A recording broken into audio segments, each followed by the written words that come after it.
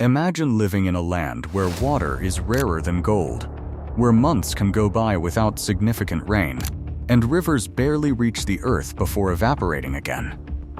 This is Afghanistan's northern frontier, harsh, dry, and desperately short of fresh water.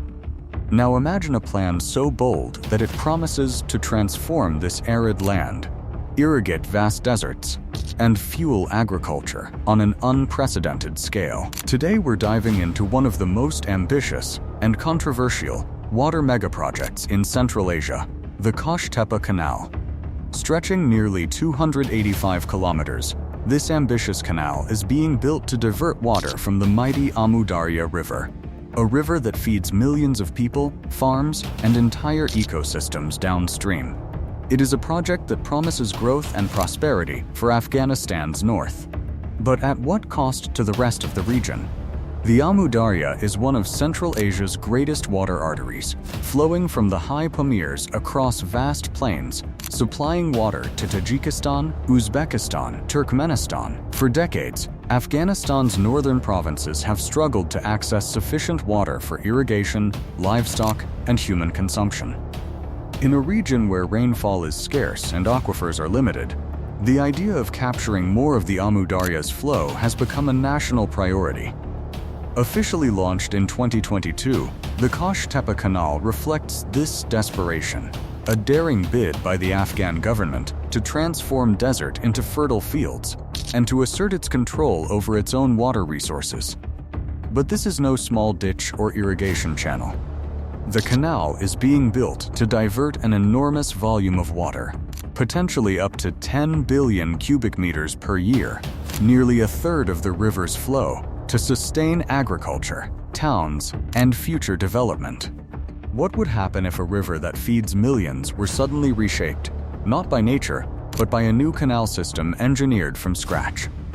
The project begins at the Amu Darya River, a lifeline for Central Asia that flows more than 1,500 kilometers from mountain headwaters through plains, valleys, and national borders. This river, once known as the Oxus, carries roughly 80% of Central Asia's surface water, water that farmers in Uzbekistan rely on to irrigate more than 1 million hectares of crops, and water that sustains communities across multiple countries. Afghanistan has historically had a share of this river's flow, but complex agreements during the Soviet era largely excluded the country from equal water rights. Now, decades later, Kabul's leaders are building a canal that could dramatically reshape the regional water balance. The canal's engineering begins with massive earthworks, excavating a 285-kilometer channel, cutting through desert plateaus and semi-arid terrain, all designed to channel water away from the main river and into Afghanistan's arid north. The dimensions of the Qosh Tepa Canal are jaw-dropping. According to planning data, its width spans approximately 100 meters, with depths reaching up to 8 meters, capable of carrying vast volumes of water into Afghanistan's interior. It is more than a simple irrigation ditch. It is a significant artificial waterway capable of reshaping landscapes and livelihoods. Excavation has proceeded rapidly, with more than 100 kilometers already dug and the first phase completed by late 2023.